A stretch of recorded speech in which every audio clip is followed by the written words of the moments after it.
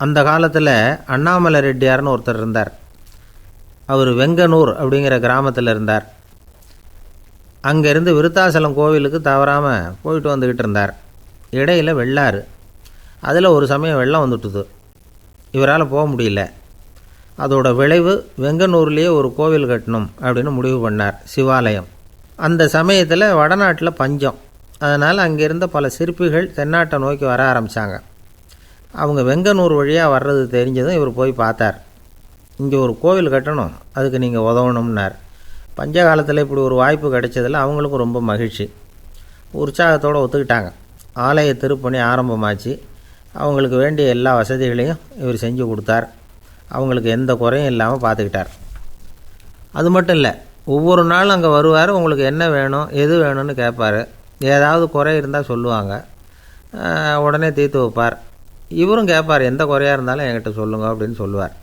அதை தவிர இவராகவே கவனித்தும் அவங்களுக்கு என்னென்ன தேவைங்கிறத கண்டுபிடிச்சி அதையெல்லாம் கொடுத்துக்கிட்டு இருப்பார். என்ன தேவைன்னாலும் அதை நிறைவேற்றி வச்சுருவார். அந்த சிற்பிகளின் தலைவன் ஒருத்தன், அந்த ஆளுக்கு வெத்தலை பாக்கு போடுறது பழக்கம். இதை தெரிஞ்சுக்கிட்டு அதுக்காகவே ஒரு ஆளை ஏற்பாடு பண்ணார். வேணுங்கிறப்போலாம் நீ வெத்தலை சிவல் மடித்து கொடுக்க வேண்டியது உன் வேலை அப்படின்னு ஒருத்தனை ஏற்பாடு பண்ணிட்டார். இப்படியெல்லாம் செஞ்சதும் அவங்களுக்கும் ரொம்ப உற்சாகம். ரொம்ப பொறுப்பாக சிற்ப வேலைகளை செஞ்சுக்கிட்டு இருக்கிறாங்க. ஒரு நாள் என்னாச்சு தெரியுமா? அந்த சிற்பிகளின் தலைவன் ரொம்ப நுணுக்கமாக ஒரு வேலையை செஞ்சுக்கிட்டு இருக்கிறான். சாரம் போட்டு அது மேலே படுத்துக்கிட்டு அண்ணாந்து பார்த்து உச்சியில் நுணுக்கமான சிற்பங்களை உருவாக்கிக்கிட்டு இருக்கான். சிற்பியின் கவனம் செதறப்படாதுங்கிறதுனால இவர் மெதுவாக சத்தம் போடாமல் கிட்ட போய் நின்று அதை கவனிச்சிக்கிட்டு இருக்கிறார். அந்த சிற்பி வழக்கம் போல் வெத்தலை பாக்குக்காக இடது கையை கீழே நீட்டினான். அந்த சமயம் பார்த்து அவருக்கு தாம்பூலம் கொடுக்குறவன் அங்கே இல்லை, எங்கேயோ போயிருக்கிறான். அண்ணாமலை ரெட்டியார் என்ன பண்ணார் தெரியுமா? தனக்காக கொடுக்கப்பட்ட தாம்பூலத்தை வாங்கி சிற்பியின் கையில் கொடுக்குறார். அவன் வாங்கி போட்டுக்கிட்டான். இது என்ன இன்றைக்கி வெத்தலை சீவல் வேறு மாதிரி இருக்குது, வாசனை தாம்பூலமாக இருக்குது அப்படின்னு யோசனை பண்ணிவிட்டு கீழே திரும்பி பார்க்குறார். பார்த்தா ரெட்டியார் மறுபடியும் சிற்பி கை நீட்டும் பொழுது கொடுக்கறதுக்காக தாம்பூலத்தை மடித்து வாங்கி வச்சுக்கிட்டு தயாராக நிற்கிறார். சிற்பிக்கு அதிர்ச்சி. உடனே பொத்துன்னு கீழே குதிச்சான். ஐயா, என்ன இது நீங்களா அப்படின்னா. இவர் சொன்னார், நான் ஒன்றும் தப்பு பண்ணலையே, உன்னுடைய கை புண்ணியம் செஞ்ச கை, கோயில் கட்டுற கை, அந்த கைக்கு தாம்பூலம் கொடுக்கறதுல என்ன தப்பு அப்படின்னாராம். ஏற்கனவே பஞ்சத்தில் அடிபட்டு வந்த எங்களை நீங்கள் ஆதரித்ததே பெரிய விஷயம். இந்த செயல் என்னை ஒரு பெரிய கடனாளி ஆக்கிவிட்டுது. ஐயா, எங்களுக்கு உணவு உடை இதை மட்டும் நீங்கள் கொடுத்தா போதும், ஊதியம்னு எதுவும் வாங்க மாட்டோம் அப்படின்னு நானும். அந்த சிற்பி எவ்வளோ வற்புறுத்தியும் எதுவும் வாங்கிக்கலையாம். இந்த செய்தியை தமிழ் தாத்தா டாக்டர் ஊவேசா சொல்லியிருக்கிறார். அந்த காலத்தில் எப்படிப்பட்டவங்கள்லாம் வாழ்ந்துருக்கிறாங்க பாருங்கள். இந்த காலத்தில் ஒருத்தர் கோவில் கட்டினார், வேலை செய்கிற எல்லாருக்கும் சாப்பாடு போடுவார்.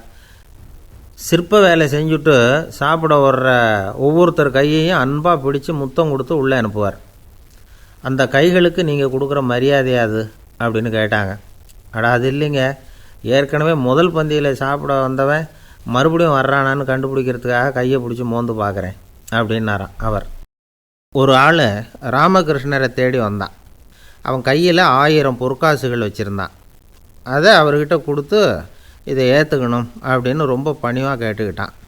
அவர் பார்த்தார், இது எனக்கு தேவையில்லை, ஆனாலும் உன்னுடைய மனசை புண்படுத்துறதுக்கு நான் விரும்பலை, அதனால் நீ கொடுக்குறத வாங்கிக்கிறேன்னார். வாங்கிக்கிட்டார். அப்புறம் கேட்டார், இதை பாரு, இனிமேல் இதெல்லாம் என்னுடைய இது தானே அப்படின்னார். ஆமாம், அதையெல்லாம் நான் உங்களுக்கே கொடுத்துட்டேன்னா அவன். சரி, இப்போ நீ எனக்காக ஒரு காரியம் பண்ணணும்னார். என்ன செய்யணும்னு சொல்லுங்கன்னா, இந்த நாணயங்களையெல்லாம் எடுத்துக்கிட்டு போய் கங்கை நதியில் எரிஞ்சுட்டு வா அப்படின்னார். இவனுக்கு அதிர்ச்சியாக போச்சு. என்ன பண்ணுறது, இனிமேல் அது முடியாதுன்னு சொல்ல முடியாது. ஏன்னா அந்த நாணயங்களையெல்லாம் அவருக்கே கொடுத்துட்டான். இனிமேல் அதெல்லாம் இவனுடையது இல்லை. பேசாமல் அவ்வளோவே அள்ளிக்கிட்டு ஆத்தங்கரைக்கு போனான். போனவன் ரொம்ப நேரம் திரும்பியே வரல. ராமகிருஷ்ணருக்கு சந்தேகம், என்ன ஆச்சு அந்த மனுஷனுக்கு, காசுகளோடு அந்த கங்கையில் குதிச்சுட்டானா, போகும்பொழுதே ஒரு மாதிரியாக தான் போனான், போய் என்னன்னு பார்த்துட்டு வாங்க அப்படின்னார். அங்கே இருந்த ஒருத்தர் ஓடி போய் பார்த்தார். அவர் போய் பார்க்கும்பொழுது அவன் அங்கேயே இருந்தான். அதுக்கப்புறம் அவர் திரும்பி வந்தார். விவரத்தை சொன்னார். அதாவது அவன் கங்கை கரையில் உட்காந்துக்கிட்டு ஒவ்வொரு நாணயமாக 1 2ன்னு எண்ணி வீசிக்கிட்டு இருக்கிறான். அவனை சுற்றி ஒரு கும்பல் நின்றுக்கிட்டு அவனை தடுத்துக்கிட்டு இருக்குது அப்படின்னு விவரத்தை சொன்னார் போயிட்டு வந்தவர். இதை கேட்டதும் ராமகிருஷ்ணரே புறப்பட்டு அங்கே போனாராம். என்ன இப்படி பண்ணிகிட்ருக்கிற? நான் உன்னை அந்த நாணயங்களை கங்கையில் வீசி எறிய சொன்னேன், நீ ஏன் அதை எண்ணிக்கிட்டு இருக்கிற அப்படின்னார். பழக்கம்தான் காரணம். நான் ஒவ்வொரு நாளும் ஒவ்வொன்றா சேமித்து வச்சேன். இன்றைக்கி என்கிட்ட நிறைய இருக்குது. உங்களுக்கு ஒரு 1000 நாணயங்களை கொடுக்கணுங்கிறது என்னோடய ஆசை அப்படின்னா. இப்போ ராமகிருஷ்ணர் சொன்னார், ஒரே நேரத்தில் எல்லாத்தையும் சம்பாதிச்சிருந்தா நீ எண்ணுறது பொருத்தமாக இருக்கும். எல்லாத்தையும் இழக்கும்போது ஒவ்வொன்றா எண்ணிக்கிட்டு இழக்கிறதுங்கிறது சரியான செயல் இல்லை. அதனால் ஒரே தடவையாக எல்லாத்தையும் தூக்கி எறிஞ்சிடும் அப்படின்னார். இது இழப்பது அப்படிங்கிற ஒரு உயர்ந்த நிலை. இதை நாம் யதார்த்த வாழ்க்கையில் சம்மந்தப்படுத்தி பார்த்து குழப்பிக்கிட்டு இருக்கக்கூடாது.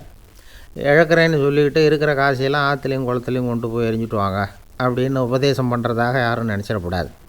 இதில் நாம் புரிஞ்சிக்க வேண்டியது என்னென்னா, எதையாவது ஒன்றை இன்னொருத்தருக்கு கொடுக்கணும் அப்படின்னு விருப்பப்பட்டால் அதை மனப்பூர்வமாக கொடுத்துட்டு அதையே நினச்சிக்கிட்டு இருக்கக்கூடாது. நம்மால் ஒருத்தர் ஒரு 100 ரூபா நோட்டை தன்னுடைய நண்பர் ஒருத்தர்கிட்ட கொடுத்து, இது உனக்கு தான் வச்சுக்கோ அப்படின்னார். அவர் பார்த்தார், இது இனிமேல் எனக்கு தானே சொந்தம் அப்படின்னார். ஆமான்னார் அவர். அப்படின்னா எனக்காக நீ ஒரு உதவி செய்யணும்னார். சொல்லுங்கள் செய்கிறேன்னார் அவர். இந்த 100 ரூபா நோட்டை தீ வச்சு கொளுத்தி விடுன்னார். இவர் அதிர்ச்சியாகி அவரை பார்த்தார். இப்போ அவர் சொன்னார், நீ எனக்கு அன்பாக கொடுத்தது இது, இந்த நோட்டு கள்ள நோட்டுங்கிறது எனக்கு முன்னாடியே தெரியும், சீக்கிரம் கொளுத்தி விடு, அதுதான் நம்ம 2 பேருக்குமே நல்லது அப்படின்னாராம் அவர். இயேசுநாதர்கிட்ட ஒருத்தர் கேட்டாராம், இயேசுவே என்னை எவ்வளவு நேசிக்கிறீர்கள் அப்படின்னு. அவர் தன்னுடைய 2 கைகளையும் அகல விரித்து இவ்வளவு என்று சொல்லி சிலுவையில் உயிர் நீத்தார் அப்படின்னு சொல்லுவாங்க. அதாவது அந்த நேசிப்புக்கு எல்லை கிடையாது, அதே போல் மன்னிப்புக்கும் எல்லை கிடையாது. இது இயேசுநாதர் சொல்லி கொடுத்த ஒரு பாடம். இயேசுனுடைய சீடர்களில் ஒருத்தன் பீட்டர், அவன் ஒரு நாள் இயேசுநாதர்கிட்ட கேட்டிருக்கான், இயேசுவே நான் என்னுடைய தம்பிக்கிட்ட அடிக்கடி சண்டை போட்டுக்கிட்டு இருக்கிறேன், என்னுடைய சகோதரன் கூட, அவனை நான் எத்தனை தடவை மன்னிக்கிறது? ஏற்கனவே 7 தடவை அவனை மன்னிச்சுட்டேன் அப்படின்னு சொல்லியிருக்கிறான். அப்போது இயேசு சொன்னாராம், மன்னிக்கிறதுக்கு எத்தனை தடவைங்கிற கணக்கெல்லாம் கிடையாது, எத்தனை தடவை உன்னுடைய சகோதரன் உன்னை கோபப்படுத்துகிறானோ அத்தனை தடவை நீ மன்னிக்கிறதுக்கும் தயாராக இருக்கணும், அதுதான் அப்படின்னு சொன்னாராம். அப்போ இவனுக்கு ஒன்றும் புரியல, இது என்ன அவன் தப்பு பண்ணிக்கிட்டே இருப்பான், நாம் மன்னிச்சிக்கிட்டே இருக்கிறதா அப்படிங்கிறது மாதிரி குழப்பமாக இருந்திருக்கிறான். அப்போது இயேசுநாதர் தன்னுடைய சீடன் பீட்டர்கிட்ட ஒரு கதை சொன்னாராம். அந்த கதை இன்றைக்கு நாம் எல்லாரும் சிந்தித்து பார்க்க வேண்டிய ஒரு கதை. அதாவது மன்னிப்பை விரும்புகிறவர்கள் மன்னிக்கவும் தயாராக இருக்க வேண்டும் அப்படிங்கிறது தான் அந்த கதையினுடைய தத்துவம். அந்த இயேசுநாதர் சொன்ன கதை என்னென்னா, ஒரு மன்னர் இருந்தார். அவர் ஒரு நாள் அரண்மனையில் உட்காந்து கணக்கு வழக்குகள்லாம் பார்த்துக்கிட்டு இருந்தார். நம்ம அரண்மனையிலேருந்து யார் யார் அரசாங்க கடன் வாங்கியிருக்கிறாங்க, யார் யார் திருப்பி செலுத்தியிருக்கிறாங்க அப்படிங்கிற விவரத்தையெல்லாம் பார்த்துக்கிட்டு இருந்தார். அப்போ தான் புரிஞ்சுது, அந்த அரண்மனையில் வேலை செய்கிற ஒருத்தனே அரசாங்க கடன் வாங்கியிருக்கிறான். எவ்வளவு? 10,000 பொற்காசுகள் வாங்கியிருக்கான் கடன். இந்த 10,000 பொற்காசுகளை திருப்பி செலுத்தலை அரசாங்கத்துக்கு. இது மன்னர் கவனத்துக்கு வந்தது. உடனே நம்ம அரண்மனையில் இருக்கிறவனே அரசு கடன் வாங்கி திருப்பி செலுத்தாமல் இருக்கான், அவனை கூப்பிட்டு வாங்கன்னு சொல்லி கூப்பிட்டுட்டு வந்தாங்களாம். விசாரிச்சிருக்கிறாங்க, என்னப்பா நீ எவ்வளோ ஒன்று? ஆமாங்க 10,000 பொற்காசுகள் வாங்கியிருக்கிறேன், இன்னும் திருப்பி கட்டலைன்றிருக்கான். உடனே அவர் மன்னர் சொல்லியிருக்கிறார், நம்ம சட்டத்திட்டப்படி நீ உடனே பணத்தை திருப்பி கட்டிடு, அப்படி உன்னால் கட்ட முடியலன்னா உன்னுடைய வீடு வாசல் சொத்து சுகம் எல்லாத்தையும் விற்று அந்த பணத்தை அரசு கருவூலத்தில் சேர்த்துக்கிறதுக்கு நானே ஏற்பாடு பண்ணிடுறேன் அப்படின்னு அந்த மன்னர் சொன்னாராம். இவன் அப்படியே அதிர்ச்சி ஆகிட்டான், அப்படியே பொத்துன்னு காலில் விழுந்தானா. மன்னா என்னை மன்னிச்சுங்க, என்னால் முடியல, எனக்கு மன்னிப்பு கொடுங்க அப்படின்ட்டுருக்கான். உடனே அவர் எழுந்திரிச்சு, சரி நீ மன்னிப்பு கேட்டுவிட்ட, அதனால் உன்னை மன்னிக்கிறேன், நீ பணம் கட்ட வேண்டாம் அப்படின்னு சொல்லி அந்த மன்னர் அவனை விட்டுட்டாராம். பணத்தையும் தள்ளுபடி பண்ணிட்டார், நீ திருப்பி கட்ட வேண்டான்னு. இவனுக்கு ரொம்ப மகிழ்ச்சி, அதனால் ரொம்ப உல்லாசமாக வந்துக்கிட்டு இருக்கிறான். தெருவில் வந்துக்கிட்டு இருக்கிறப்ப இவங்கிட்ட கடன் வாங்கின ஒருத்தன் எதுக்கு வந்துக்கிட்டு இருக்கான். அவன் இவங்கிட்ட ஒரு 100 பொற்காசுகள் கடன் வாங்கியிருக்கான். அவன் வந்தான், இவன் போய் அவன் சாட்டையாக பிடிச்சிக்கிட்டான், நீ எப்படா என் கடனை திருப்பி கொடுக்க போகிறேன்னு. அவன் இப்போ முடியல, கொஞ்சம் பொறுத்துக்கா, அப்புறம் தரேன்ருக்கான். அதெல்லாம் முடியாது, நீ கொடுத்து தான் ஆகணும் அப்படின்னு இவன் புடிவமாக சொல்கிறான். இப்போ நிலைமையை பாருங்கள், இவன் ஏற்கனவே 10,000 பொற்காசுகள் அரசாங்கத்தில் கடன் வாங்கினா அதுக்கு மன்னிச்சு விட்டுட்டார் இவனை. ஆனால் இவன் இன்னொருத்தனை மன்னிக்கிறதுக்கு தயாராக இல்லை. இவங்கிட்ட கடன் வாங்கின இன்னொருத்தன் 10 பொற்காசுகள். அவனை மன்னிக்க தயாராக இல்லை. அவனை கொண்டு போய் நீதிமன்றத்தில் கொண்டு போய் நிறுத்தி தண்டனை வாங்கி கொடுத்துட்டான். நீதிபதி என்ன சொன்னார், அந்த இவன் வாங்கின பொற்காசுகளை திருப்பி கட்டுற வரைக்கும் ஜெயிலில் இருக்கணுங்கிறது தீர்ப்பு. ஆனால் உடனே அரசர் காதில் விழுந்தது. சொல்லிட்டாங்க, உங்ககிட்ட மன்னிப்பு வாங்கிட்டு போனானே ஒருத்தன், அவன் இன்னொருத்தனை மன்னிக்கிறதுக்கு தயாராக இல்லை, அவனை கொண்டு போய் ஜெயிலில் அடைச்சிட்டான் அப்படின்னு. உடனே மன்னர் பார்த்தார், இவனை மறுபடியும் கூப்பிட்டு வர சொன்னார். தபாரப்பா, நான் உன்னை மன்னிச்சு விட்டேன், ஆனால் நீ இன்னொருத்தனை மன்னிக்கிறதுக்கு தயாராக இல்லை, அதனால் என்னுடைய தீர்ப்பையும் மாற்றுறேன், நீயும் அரசு கடன் தீர்ற வரைக்கும் ஜெயிலில் தான் இருக்கணும் அப்படின்னு சொல்லி ஜெயிலுக்கு அனுப்பிச்சிட்டாராம். இப்படி ஒரு கதையை இயேசுநாதர் தன்னுடைய சீடருக்கு சொன்னதாக ஒரு வரலாறு. அது என்ன, அதிலேருந்து நாம் புரிந்து கொள்ள வேண்டியதுன்னா, நாம் மன்னிக்கப்படணும்னு நாம் விரும்புகிறோம்னா நாம் இன்னொருத்தரை மன்னிக்கிறதுக்கு தயாராக இருக்கணும். அதனால் நாம் இன்னொருத்தரை யாரையும் மன்னிக்க மாட்டோம், ஆனால் என்ன இன்னொருத்தரை மன்னிக்கணும் அப்படிங்கிறது மாதிரி செய்யக்கூடாதுன்னு சொல்லுவாங்க. அது மாதிரி நாம் இப்போ இது தப்பாக புரிஞ்சுக்கிறவங்களும் இருக்கிறாங்க. பாவம் மன்னிப்புங்கிறதுலாம் எதுக்குன்னா, அதாவது மறுபடியும் பாவம் செய்யாமல் இருக்கிறதுக்காக தான். அதான் மன்னிக்கிறாரே அப்படிங்கிறதுக்காக மறுபடியும் பாவம் பண்ணிகிட்டு இருக்கிறது இல்லை.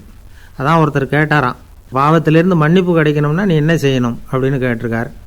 அதுக்கு அவன் சொல்லியிருக்கிறான், நான் முதல்ல பாவம் செய்யணும், அப்போ தானே மன்னிப்பு கிடைக்கும் அப்படின்னு நானாம். இப்படிப்பட்டவர்கள் தான் இன்றைக்கி உலகத்தில் அதிகமாக இருக்கிறாங்க. அதனால் இந்த மன்னிப்பின் மகத்துவங்கிறது இயேசுநாதர்கிட்டேருந்து தான் நாம் புரிஞ்சுக்கணும்.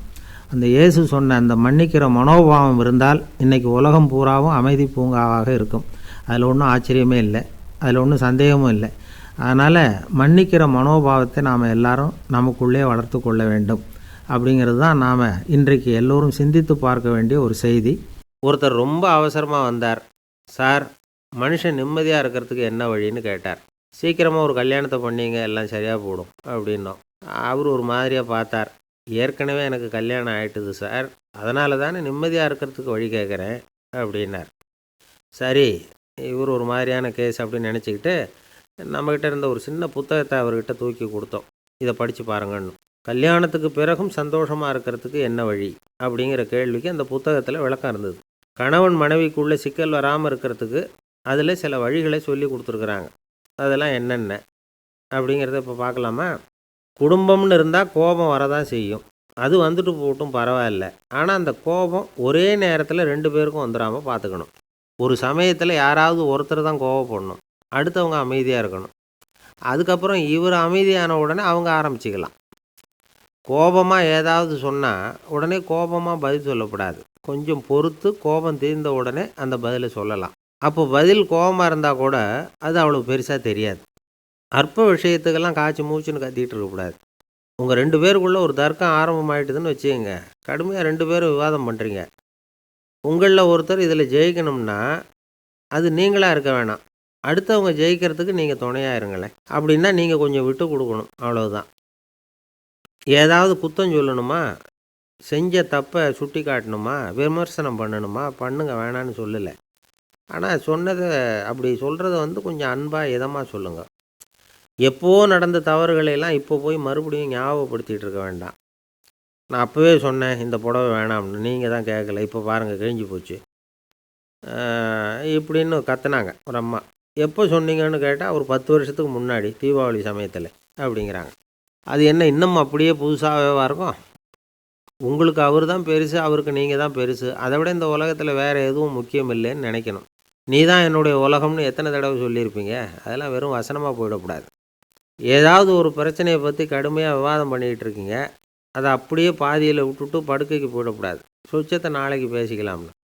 அப்படி போனால் தூக்கம் வராது. பிரச்சனையை ஒரு முடிவு பண்ணிக்கிட்டு அதுக்கப்புறமா தூங்க போகணும். ஒரு நாளில் ஒரு தடவையாவது உங்கள் ஜோடியை பாராட்டி நல்ல விதமாக கனிவாக ஒரு வார்த்தை சொல்லணும் அப்படின்னு தீர்மானம் பண்ணிங்க.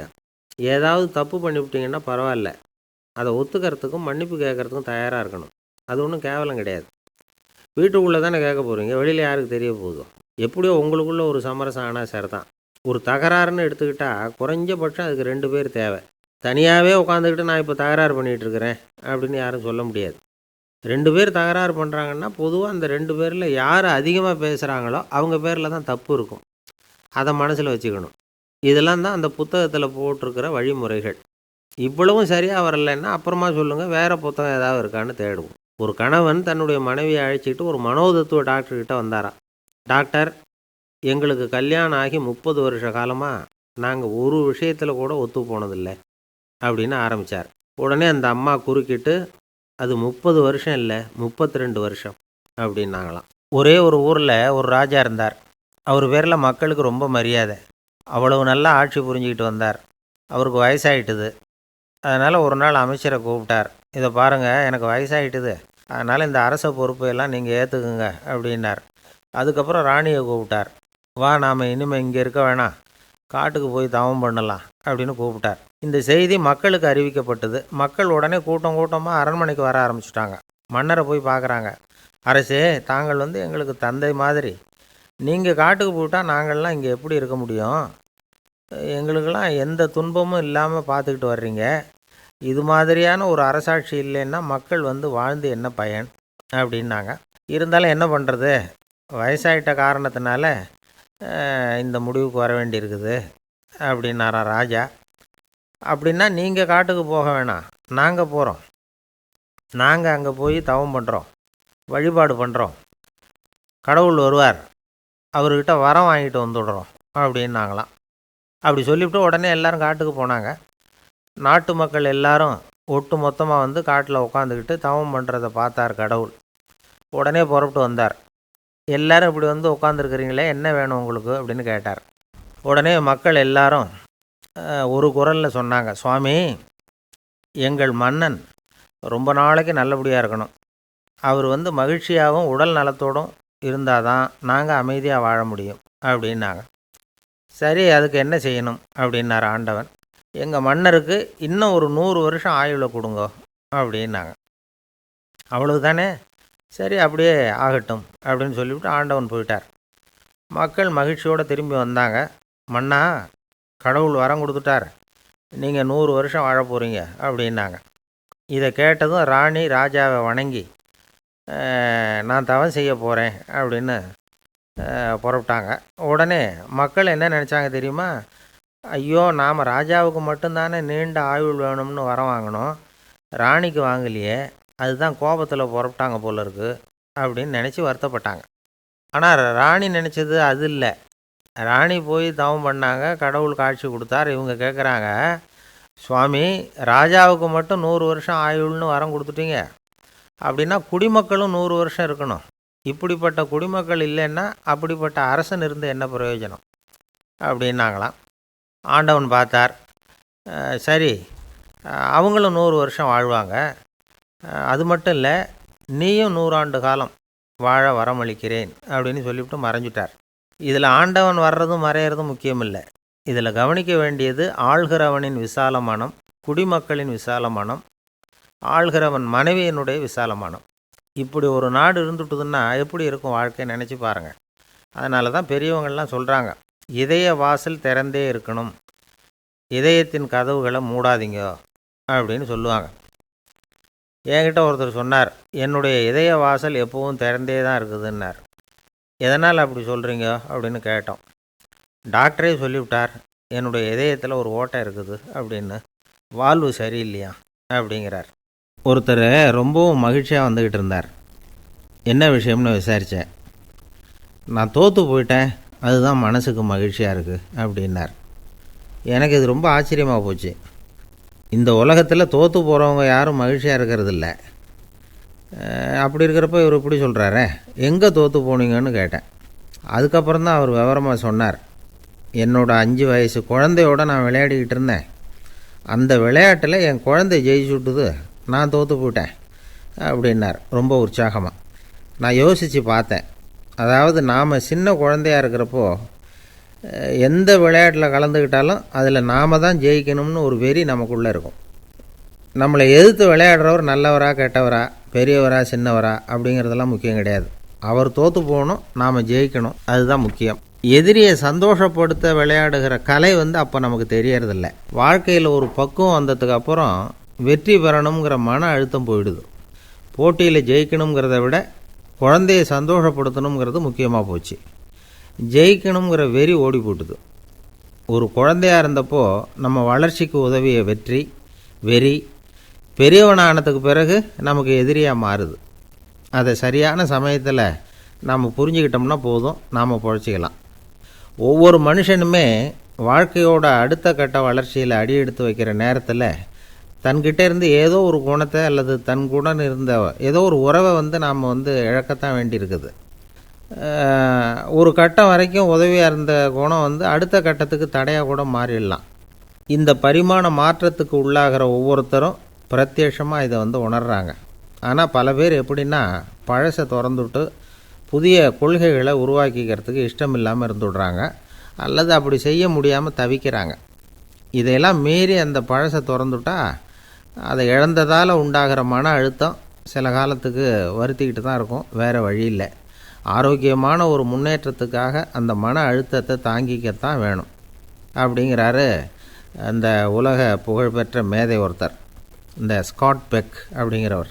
பிறந்த நாள் முதல் இதுதான் சரி அப்படின்னு கற்பிக்கப்பட்டு வந்த ஒவ்வொரு தத்துவத்தையும் தங்களுடைய வளர்ச்சிக்கு தகுந்த மாதிரி மாற்றி அர்த்தப்படுத்தி கொள்ள முடியாமல் வாழ்க்கை சூழலில் அப்படியே அரைப்பட்டு தூளாகிறவர்கள் தான் ரொம்ப தவிக்கிறாங்களாம். இதுதான் அவருடைய கருத்து. பெரும்பாலும் மனிதர்களுடைய நடுத்தர வயசில், அதாவது 30 தாண்டுகிற சமயத்தில் தான் இந்த தவிப்பு உண்டாகுதான். இதை தான் மேற்கத்திய நாடுகளில் அடிக்கடி மிட் லைஃப் கிரைசிஸ் அப்படின்னு சொல்கிறாங்க. அப்பப்போ பழசையெல்லாம் தொலைச்சி விட்டு புதுசாக பிறக்கிறதுக்கு கற்றுக்கணும். ஒவ்வொரு நிமிஷத்தையும் அந்த நிமிஷத்துக்கு ஏற்ற சித்தாந்தம் கொண்டவர்களாக சந்திப்போம் அப்படிங்கிறார் அந்த உளவியல் நிபுணர். இப்படி பழகிக்கிட்டால் வாழ்க்கை இன்பமயம், இல்லைன்னா தவிப்பு மயம்தான். பழசை தொலைக்க முடியாதவர்களில் எத்தனையோ பேர் உண்டு, எத்தனையோ ரகம் உண்டு. அதில் வேடிக்கையான நண்பர்களும் உண்டு. ஒருத்தர் நண்பர் வீட்டுக்கு போனார். அவர் ஏதோ இனிப்பு பலகாரம் கொடுத்து சாப்பிட சொல்லியிருக்கிறாங்க அவங்க வீட்டில். இவர் சாப்பிட்டு பார்த்துட்டு சொன்னாராம், சார் 6 மாதத்துக்கு முன்னாடி ஒரு தடவை இங்கே வந்தேன், அப்போது ஒரு இனிப்பு பலகாரம் கொடுத்தீங்க, அது இதை விட நல்லா இருந்தது சார் அப்படின்னாராம். அப்போ செஞ்ச அதே இனிப்பு பலகாரம் தான் சார் இதுவும் அப்படின்னாராம் அவர். ஒரு ஊரில் ஒரு பெரிய ஞானி இருந்தார். அவர் படுக்கையில் இருந்தார். இன்னும் கொஞ்ச நேரம்தான் அவர் இந்த உலகத்தில் இருக்க போகிறார். அவரை சுற்றி ஏகப்பட்ட கூட்டம். ஏற்கனவே அவருடைய உபதேசங்களை கேட்டவங்க பல பேர் அவரை சுற்றி நிற்கிறாங்க. அந்த ஞானி மெதுவாக கண்ணை திறந்து பார்க்குறார். எல்லாரும் அவருடைய கடைசி வார்த்தையை கேட்கறதுக்காக அவளோட காத்துக்கிட்டு இருக்கிறாங்க. அந்த ஞானி மெதுவாக பேச ஆரம்பித்தார். நான் என்னுடைய வாழ்நாள் பூராவும் உங்களுக்கு நிறைய போதனைகள் சொல்லிக்கிட்டு இருக்கிறேன். பேரானந்தம், மகிழ்ச்சி, தியானத்தன்மை, இதை பற்றியெல்லாம் சொல்லியிருக்கிறேன். இப்போ நான் வேறு ஒரு கரைக்கு போய்கிட்டுருக்கிறேன். நான் இனிமேல் இந்த கரையில் இருக்க மாட்டேன். நீங்கள் நான் சொன்னதையெல்லாம் கேட்டீங்க, ஆனால் எதையும் நீங்கள் நடைமுறைப்படுத்தி பார்க்கல. எல்லாம் கேட்டதோடு சரி, அதோடு விட்டுவிட்டீங்க. அப்புறம் அதை தள்ளி போட்டுக்கிட்டே வந்துட்டீங்க.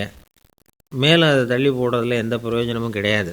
இப்போ நான் போய்கிட்டு இருக்கிறேன், உங்களில் யாராவது என்னோட வர்றதுக்கு தயாரா அப்படின்னு கேட்டார். அவ்வளவுதான், யாரும் வாயை திறக்கலை. ஒரே மௌனம், சத்தமே இல்லை. ஒருத்தர் பார்த்துக்கிட்டே நிற்கிறாங்க. அந்த கூட்டத்தில் ஒரு ஆள் அந்த ஞானி கூடவே 40 வருஷத்துக்கு மேலே இருந்திருக்கிறான். அவனும் வாயை திறக்காமல் இன்னொருத்தன் முகத்தை பார்த்துக்கிட்டே நிற்கிறான். இந்த சமயத்தில் பின்னாடி நின்றுக்கிட்டு இருந்த ஒருத்தன் கையை தூக்கினான். ஞானி அவனை பார்த்தார். சரி, ஒருத்தனுக்காவது நம்மோட வர்றதுக்கு தைரியம் இருக்குது அப்படின்னு நினச்சார். ஆனால் அந்த ஆள் என்ன சொன்னான் தெரியுமா? ஐயா, நீங்கள் கேட்குறப்போ நான் உடனே எழுந்திருக்கல, கையை மட்டும்தான் தூக்கினேன். என்ன காரணம்னா, நான் எப்படி அடுத்த கரைக்கு சேர்றதுங்கிறத தெரிஞ்சுக்கிறதுக்காகத்தான். அந்த விவரத்தை மட்டும் இப்போ உங்ககிட்ட இருந்து நான் தெரிஞ்சுக்க ஆசைப்பட்றேன். ஏன்னா இப்போ நான் உங்கள் கூட வர்றதுக்கு தயாராக இல்லை. எவ்வளவோ காரியங்களை நான் இன்னும் இங்கே முடிக்க வேண்டியிருக்குது. வீட்டுக்கு ஒரு விருந்தினர் வந்திருக்கிறார். என்னுடைய இளைய மகனுக்கு கல்யாணம் பண்ணி வைக்கணும். அதனால் இன்றைக்கி உங்கள் கூட வர முடியாது. அது மட்டும் இல்லை, இப்போ உங்கள் கூட அடுத்த கரைக்கு வந்தால் திரும்பி வர முடியாதுன்னு வேறு சொல்கிறீங்க. அதனால் இப்போ நான் வரல. இன்னொரு நாள் நிச்சயமாக நான் வர்றேங்க, உங்களை சந்திக்கிறேன். அதனால் இப்போ நீங்கள் இன்னொரு தடவை எங்களுக்கு விளக்கமாக சொல்லணும். ஏற்கனவே பல தடவை சொல்லியிருக்கிறீங்க. தயவு பண்ணி இப்போ ஒரு தடவை சொன்னீங்கன்னா சௌகரியமாக இருக்கும்.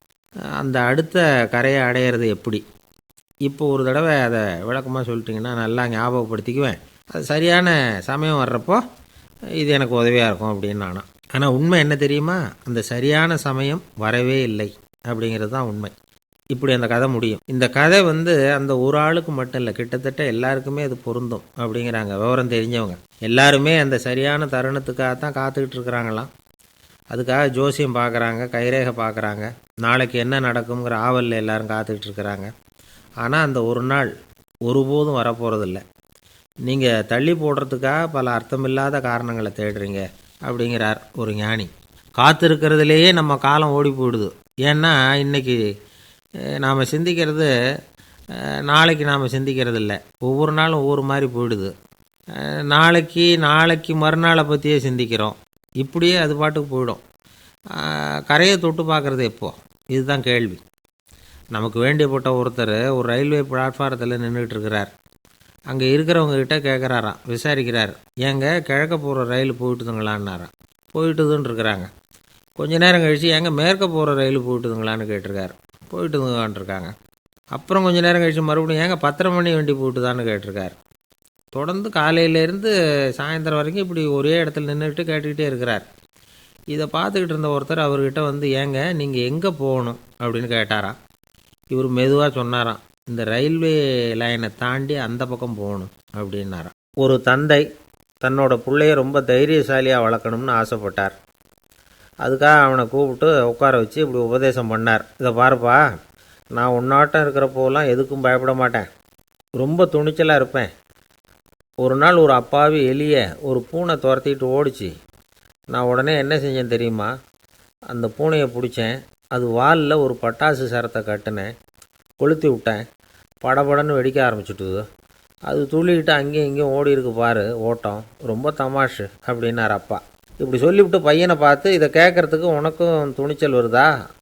நான் என்னுடைய செயலை நீ கேட்குறப்போ உனக்கு துணிச்சல் வருதா அப்படின்னு கேட்டார். வருதுன்னா பையன். எப்படின்னா அப்படிங்கிற விவரத்தையும் சொன்னான் அவன். அதாவது எலியை விரட்டினத்துக்காக பூனை வாலில் பட்டாசு கொளுத்துனீங்க நீங்கள், பூனையை விரட்டினத்துக்காக உங்கள் கழுத்தில் பட்டாசு சரத்தை மாட்டினா என்னென்னு தோணுது எனக்கு அப்படின்னு நான் பையன். பையனோட துணிச்சல் அப்பாவே நடுங்க வச்சுட்டுது. அது சரி, ஒரு அப்பா பிள்ளைக்கு இப்படியா உபதேசம் பண்ணுறது?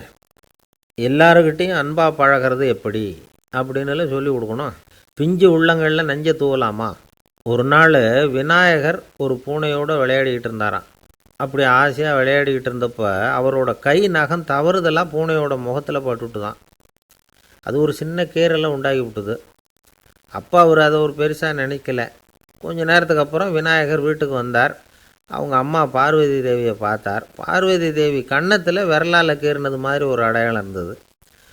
விநாயகருக்கு அதிர்ச்சி, ஆச்சரியம். நம்ம அம்மா இந்த உலகத்துக்கே தாயார், அப்பேற்பட்ட அவங்க முகத்திலேயே கீறலை உண்டாக்கக்கூடியவங்க யாராக இருக்க முடியும் அப்படின்னு யோசனை பண்ணார். தாயே, உன்னுடைய கன்னத்தில் இந்த வடு எப்படிம்மா ஏற்பட்டதுன்னு கேட்டார். குழந்தாய், இது நீ செஞ்ச காரியம்தான்ப்பா, உன்னுடைய கை நகம் கீறினதுனால ஏற்பட்ட வடு தான் இது அப்படின்னாங்க அவங்க. விநாயகர் திடுக்கிட்டு போட்டார். எப்படிம்மா அது? நான் எந்த காலத்துலேயும் ஒன்று அப்படி கீறினதாக எனக்கு நினைவு இல்லையே அப்படின்னார். இன்னைக்கு காலையில் ஒரு பூனையை கீறினதை நீ மறந்துட்டியா அப்படின்னாங்க அந்த அம்மா. விநாயகர் திகைச்சு போய் நின்னார். பார்வதி தேவி சொன்னாங்க, இதை பாருப்பா, இந்த உலகத்தில் இருக்கக்கூடிய எல்லா உயிர்கள்லேயும் நான் இருக்கிறேன். நான் தான் இந்த உலகமாக ஆகியிருக்கிறேன். ஆகையினால நீ யாரை துன்புறுத்தினாலும் அது உண்மையிலேயே என்ன துன்புறுத்தினதாக தான் வந்து முடியும் அப்படின்னாங்க. விநாயகர் மனசுக்குள்ளே ஒரு வெளிச்சம் ஏற்பட்டு தான். அதுக்கப்புறம் அவர் யாரையுமே கல்யாணம் பண்ணிக்காததுக்கு அதுதான் காரணமாக. இந்த உலகத்தில் எல்லாரையும், இங்கே இருக்கிற எல்லாத்தையும் தாயின் வடிவமாக அவர் பார்க்க ஆரம்பிச்சிட்டாராம். குருதேவர் ராமகிருஷ்ணர் இந்த கதையை எடுத்து சொல்லியிருக்கிறார். நபிகள் நாயகம் ஒரு தடவை ஒரு நாற்காலியில் உட்காந்து என்னமோ யோசனை பண்ணிகிட்டு இருந்திருக்கிறார்.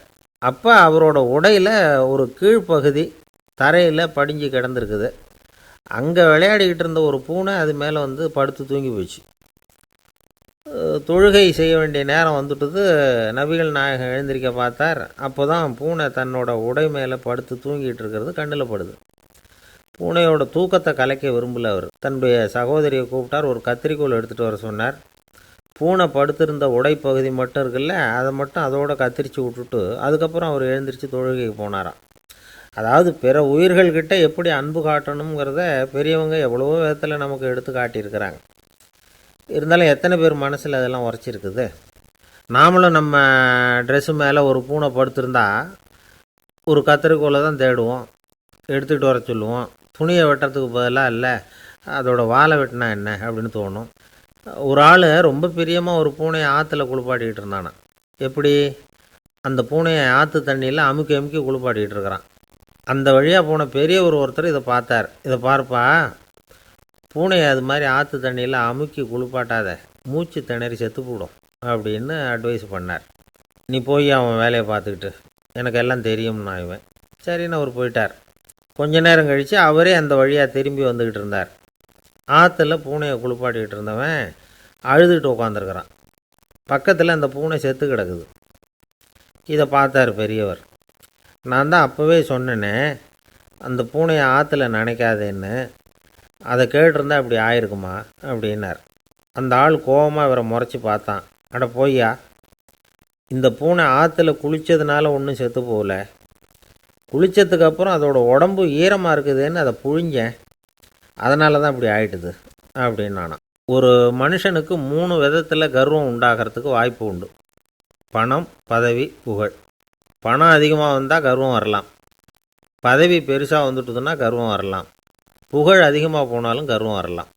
இந்த 3 வகையான கர்வத்துக்கும் இடம் கொடுக்காமல் இருக்கிறாங்க பாருங்கள், அவங்க தான் சிறந்த மனிதர்கள். ஒரு பெரிய பொறுப்பில் இருக்கிறவங்களுக்கு கர்வம் வந்துடக்கூடாது. அப்படி வந்துட்டுதுன்னா அது எல்லாருக்கும் இடைஞ்சல். ஒரு ராஜா இருந்தார். அவர் ஒரு நாள் தன்னுடைய தலைநகரத்தை சுற்றி வந்துக்கிட்டு இருந்தார். ஒரு இடத்துல ஒரு அழகான நிலத்தை பார்த்தார்.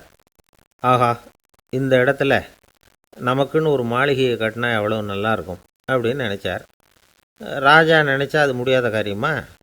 சரி, இந்த நிலம் யாருக்கு சொந்தம்னு விசாரிங்க அப்படின்னார் பக்கத்தில் இருந்தவங்கக்கிட்ட. அவங்கெல்லாம் ஓடி போய் விசாரித்தாங்க.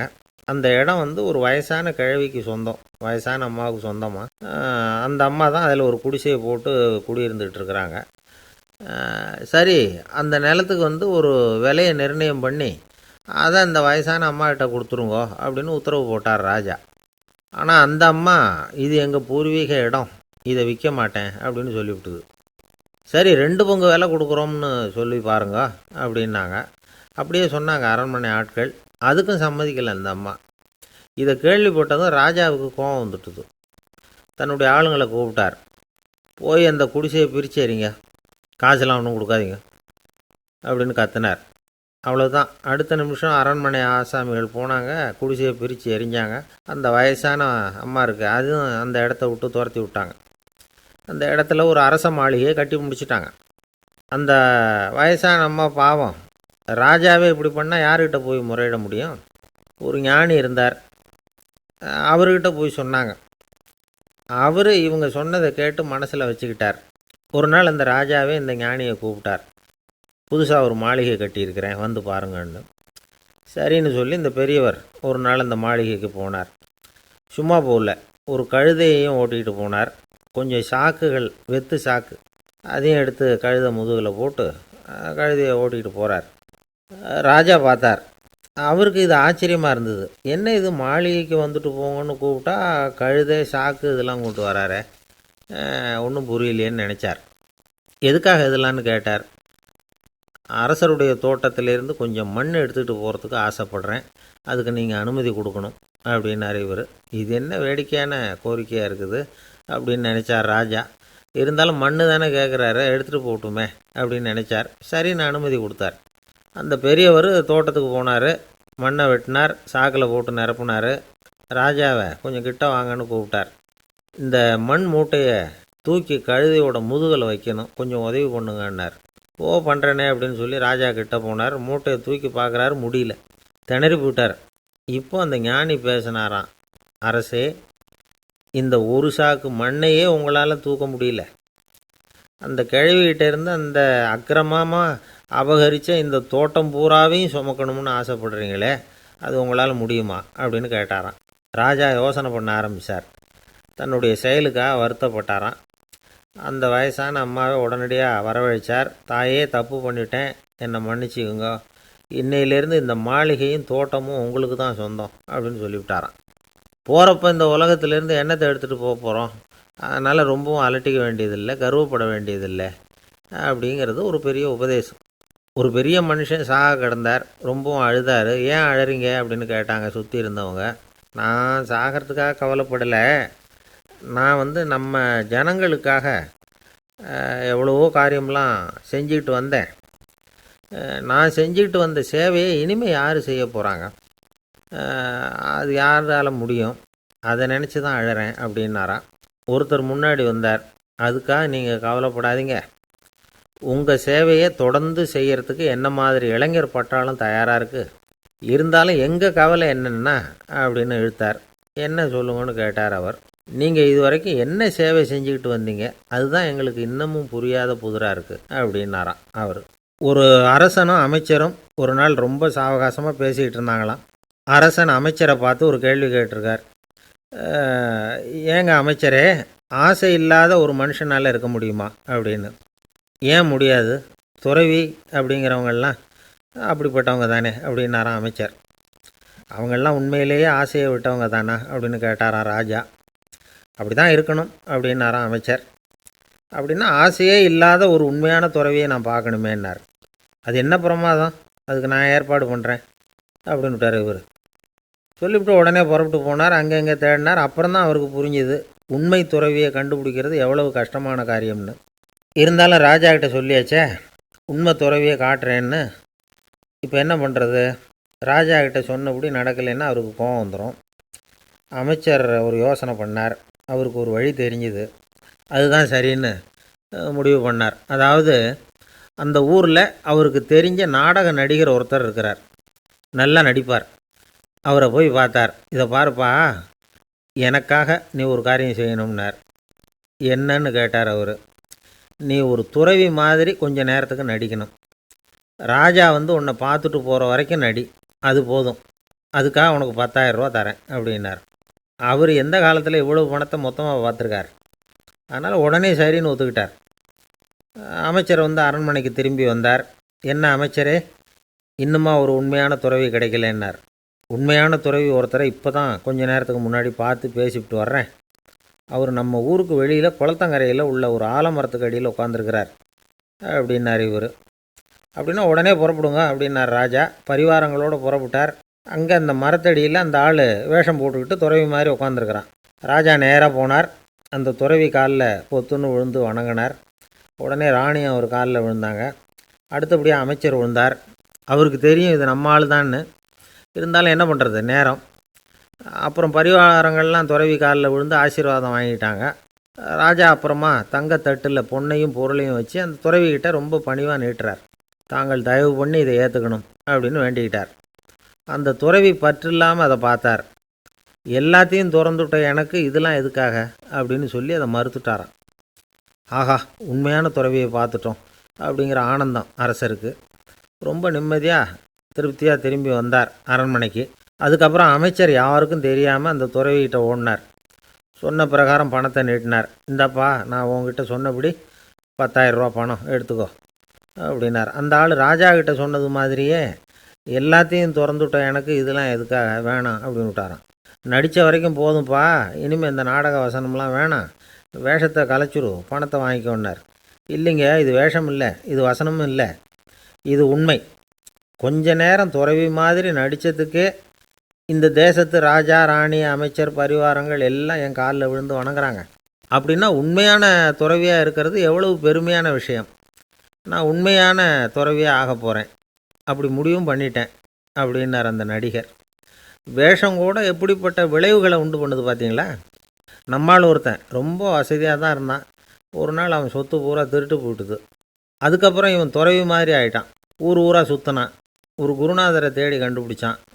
அவர்கிட்ட சீடனாக சேர்ந்துக்கிட்டான். அவனை பார்த்து ஒருத்தர் கேட்டார், நீ உண்மையான சீடன் தானான்னு. இல்லைங்க, சீடன் மாதிரி நடிச்சுக்கிட்டு இருக்கிறேன் அப்படின்னா. அது குரு துரோகம் இல்லையா அப்படின்னு கேட்டார் அவர். இல்லைங்க, நான் பண்ணது குரு துரோகம் இல்லை, என் குரு பண்ணது தான் துரோகம். என்னுடைய பணத்தை கொள்ளையடித்தது இவர் தான். அதை எங்கே வச்சுருக்காருன்னு கண்டுபிடிக்கிறதுக்காக தான் இவர்கிட்ட சீடனாக சேர்ந்துருக்கிறேன் அப்படின்னா. ஒரு பெரியவர் உட்காந்துருக்கிறார். அவரை சுற்றி அவருடைய தோழர்கள் உட்காந்துருக்கிறாங்க. ஏதோ ஒரு முக்கியமான செய்தியை அவர் அவங்களுக்கு சொல்லிகிட்டு இருக்கிறார். அவங்களும் ஆர்வமாக கேட்டுக்கிட்டு இருக்கிறாங்க. இந்த சமயத்தில் யாரோ ஒரு ஆள் வேகமாக அங்கே வர்றார். வர்ற வேகத்திலேயே எனக்கு ஏதாவது உதவி செய்யுங்க அப்படின்னு கேட்டுக்கிட்டே வர்றார். கேட்குறது உதவி, ஆனால் குரல் மிரட்டுறது மாதிரி இருக்குது, அதட்டி கேட்குறது மாதிரி இருக்குது. இதை கேட்டதும் அந்த பெரியவர் ஆத்திரப்படலை, ஆனால் அவரை சுற்றி இருந்தவங்க ஆத்திரப்பட்டாங்க. இதை பெரியவர் கவனித்தார். கொஞ்சம் அமைதியாக இருங்கன்னார். வந்தவரை கூப்பிட்டார். அவருக்கு சில பொருள்களை கொடுத்தார். என்னங்க, இப்போ உங்களுக்கு மகிழ்ச்சி தானே அப்படின்னார். ஆ ஆ அப்படின்னு அலட்சியமாக அவர் சொல்கிறார். நான் உங்களை நல்ல முறையில் நடத்தினேன்னா அப்படின்னு கேட்குறாரு அவர் மறுபடியும். அதெல்லாம் ஒன்றும் இல்லை அப்படின்னு சொல்லி அவர் சொல்லிகிட்டு இருக்கிறாரு. குரலில் வந்து கடுமை குறையில. சுற்றி இருந்தவங்களால் இதை பொறுத்துக்க முடியல. கோபத்தோடு அவரை நோக்கி நெருங்க ஆரம்பித்தாங்க. பெரியவர் அவங்களையெல்லாம் தடுத்து நிறுத்தினார். வந்தவரை வாங்க என்னோட அப்படின்னு சொல்லி அழைச்சிட்டு போனார். வீட்டுக்கு போனார். அங்கே போனதும் இன்னும் சில பொருள்களை எடுத்து அவர்கிட்ட கொடுத்தார். இப்போ திருப்தி தானே, நான் உங்ககிட்ட நல்ல முறையில் நடந்துக்கிட்டேனா அப்படின்னார். அவர் முகம் இப்போ தான் கொஞ்சம் மலர்ந்தது. ரொம்ப நன்றி, இறைவன் வந்து உங்கள் குடும்பத்துக்கு எல்லா நன்மைகளையும் செய்வான் அப்படின்னு சொன்னார். இதே வார்த்தைகளை என்னுடைய தோழர்கள்கிட்டே வந்து சொல்லிட்டீங்கன்னா அவங்க கோபம் தணிஞ்சிரும், வர முடியுமான்னார். கண்டிப்பாக வர்றேன் அப்படின்னாரு. மறுநாள் காலையில் அந்த இடத்துக்கு வந்தார். அதே மாதிரி சொல்லிவிட்டு அவர் போயிட்டார். தோழர்கள்லாம் ரொம்ப வியப்போடு பெரியவரை பார்த்தாங்க. அந்த பெரியவர் தான் நபிகள் நாயகம். அவர் சொன்னார், ஒருத்தன் ரொம்ப ஆசையாக ஒரு ஒட்டகத்தை வளர்த்துக்கிட்டு வந்தான். ஒரு நாள் அந்த ஒட்டகம் வந்து கயத்தை அறுத்துக்கிட்டு ஓடி போயிட்டுது. அக்கம் பக்கத்தில் இருக்கிறவங்கெல்லாம் அந்த ஒட்டகத்தை பிடிக்கிறதுக்கு முயற்சி பண்ணாங்க. அதை துரத்திக்கிட்டு ஓடினாங்க. ஒட்டகம் வந்து தாறுமாறாக ஓட ஆரம்பிச்சிது. இந்த சமயத்தில் ஒட்டகத்தை வளர்த்தவன் அங்கே ஓடி வந்தான். நீங்கள் அதை ஒன்றும் செய்ய வேணாம், விட்டுருங்க. அதோட சுபாவம் எனக்கு நல்லா தெரியும். அதை சுலபமாக என்னோடய வழிக்கு கொண்டுட்டு வந்துட முடியும். நான் பார்த்துக்கிறேன், விட்டுருங்கோ அப்படின்னா. எல்லோரும் விலகி போயிட்டாங்க. இவன் என்ன செஞ்சான் தெரியுமா? கொஞ்சம் புல்லை கையில் எடுத்துக்கிட்டு அந்த ஒட்டகத்தை நெருங்கினான். அவ்வளவுதான். அது ஓடி வந்து இவன் காலடியில் உட்காந்துக்கிட்டது. செல்லமாக அதை அப்படியே தடவி கொடுத்தான். முதுகில் ஏறி உட்காந்துக்கிட்டான். அது பாட்டுக்கு சாதுவாக நடந்து போகுது. இந்த கதையை நபிகள் நாயகம் தம்முடைய தோழர்களுக்கு சொல்கிறார். ஒட்டகத்தை மட்டும் இல்லை, சில மனிதர்களையும் கூட சில விதத்தில் அணுகி தான் அவர்களை வந்து சீர்திருத்த வேண்டியிருக்குது அப்படிங்கிறத அவங்களுக்கு உணர்த்தினார். இது ஒரு அழகான உளவியல் அணுகுமுறை. சில குடும்ப தலைவர்கள் கூட இந்த ஒட்டகம் மாதிரி நடந்துக்கிறது உண்டு. அப்புறம் அடங்கி போகிறதும் உண்டு. ஒரு குடும்ப தலைவர் காலையில் எழுந்திரிச்சதுலேருந்து சத்தம் போட்டு கத்திக்கிட்டு இருப்பார். பக்கத்தில் இருந்தவங்கெல்லாம் ஓடி போய் சமாதானம் பண்ணி பார்த்தாங்க. அவர் ஓயறது மாதிரி தெரியல. கடைசியில் அவர் மனைவி வந்தாங்க. நீங்கள் எல்லாம் விலகி போயிடுங்க, அவர் சுபாவம் எனக்கு தெரியும், நான் பார்த்துக்கிறேன் அப்படின்னாங்க. சரின்னு எல்லோரும் போயிட்டாங்க.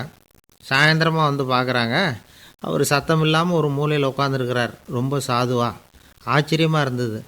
என்னம்மா பண்ணீங்கன்னு கேட்டாங்க. அது ஒன்றும் இல்லைங்க, ஒரு வேளை சாப்பாட்டை நிறுத்தினேன், பட்னி போட்டேன், அவ்வளவுதான் அப்படின்னாங்க அந்த அம்மா. ஒரு அம்மா தெருவில் உட்காந்து என்னத்தையோ தேடிட்டு இருக்கிறாங்க. அந்த அம்மா ஒரு சூஃபி ஞானி. அவங்க பேர் என்னென்னா ரபியா அல் அடாவியா. அந்த அம்மாவுக்கு கண் கூட தெளிவாக தெரியாது. அந்த பக்கமாக வந்த சில பேர் இவங்களுக்கு உதவி செய்கிறதுக்காக வந்தாங்க. என்ன தேடிகிட்டு இருக்கிறீங்க அப்படின்னு கேட்டாங்க. இதுக்கு அந்த அம்மா, அந்த கேள்வி அவ்வளோ முக்கியத்துவம் இல்லை, நான் தேடிகிட்டு இருக்கிறேன், உங்களால் முடிஞ்சால் எனக்கு உதவி பண்ணலாம் அப்படின்னாங்களாம். உதவி செய்ய வந்தவங்களுக்கு ஆச்சரியம். எதை தேடுறோங்கிறது தெரியாமல் இப்படி ஏன் நேரத்தை செலவழிக்கிறீங்க, நாங்கள் எப்படி உங்களுக்கு உதவ முடியும், எங்களுக்கு ஒன்றும் புரியலையே அப்படின்ட்டுருக்காங்க. சரி, உங்களை திருப்தி பண்ணுறதுக்காக சொல்கிறேன், ஒரு குண்டூசி தொலைஞ்சி போச்சு, அதை தேடுறேன் அப்படின்னாங்களாம் அந்த அம்மா. அதுக்கப்புறம் இவங்களும் சேர்ந்து தேட ஆரம்பிச்சிட்டாங்க. கொஞ்ச நேரம் ஆச்சு, ஒன்றும் கிடைக்கல. உதவி செய்ய வந்தவங்களும் அழுத்து போட்டாங்க. அப்புறம் கேட்டாங்க, இதை பாருங்கம்மா, இது ரொம்பவும் பெரிய தெரு, அகலமான தெரு, அதனால் குறிப்பாக நீங்கள் எந்த இடத்துல அந்த குண்டூசியை தொலைச்சிங்க அதை சொல்ல முடியுமான்னாங்களாம். இதுக்கு அந்த அம்மா, நீங்கள் மறுபடியும் அர்த்தமில்லாத கேள்வியை கேட்குறீங்க, உங்கள் கேள்விக்கும் நான் தேடுறதுக்கும் என்ன சம்மந்தம்னாங்களாம். இதை கேட்டதும் அவங்க ஒரு மாதிரி ஆகிட்டாங்க. என்னம்மா நீங்கள் பைத்தியம் மாதிரி பேசுகிறீங்க அப்படின்னாங்களாம். சரி, உங்களை மறுபடியும் திருப்திப்படுத்துறதுக்காக சொல்கிறேன், அதை நான் எங்கள் வீட்டில் தொலைச்சுட்டேன் அப்படின்னாங்களாம். அப்புறம் எதுக்காக இங்கே வந்து தேடிட்டு இருக்கிறீங்க அப்படின்னு கேட்டிருக்காங்க. ஏன்னா இங்கே தான் வெளிச்சம் அதிகமாக இருக்குது, அங்கே வீட்டுக்குள்ளே இருட்டாக இருக்குது, அதனால் இங்கே வந்து தேடுறேன், வெளிச்சம் உள்ள இடத்துல தானே தேட முடியும் அப்படின்னாங்களாம் அந்த ஞானி. இந்த கதைக்கு என்ன அர்த்தங்கிறத பெரியவங்க சொல்கிறாங்க. அதாவது இந்த தேடுதல்ங்கிறது ஒரு வியாதி. அது நம்ம சதா அலைய வைக்கும், பைத்தியமாக மாற்றுறதுக்கு முயற்சி பண்ணோம். ஒரு காலம் அது நிறைவு அடையவே அடையாது. வாழ்வுங்கிறது ஒரு புரிந்து கொள்ள முடியாத, சதா இயங்கி கொண்டிருக்கிற ஒரு செயல்.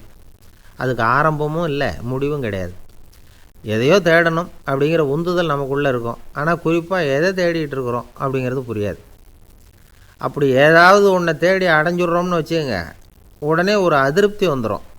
அதனால் வாழ்க்கைங்கிறது சலிப்பு நிறைந்தது அப்படிங்கிற எண்ணத்தை உண்டாக்கிக்கிறோம். ஒன்று அடைஞ்சதுக்கு அப்புறம் இன்னொன்று தேட ஆரம்பிச்சிருவோம். ஆக இந்த தேடல்ங்கிறது நாம் ஒன்று அடைஞ்சாலும் அடையாவிட்டாலும் தொடர்ந்து நடந்துக்கிட்டு தான் இருக்கும். இதுக்கு முடிவே கிடையாது. இந்த உண்மையை நாம் நல்லா புரிஞ்சுக்கணும் அப்படிங்கிறது பெரியவங்களுடைய கருத்து.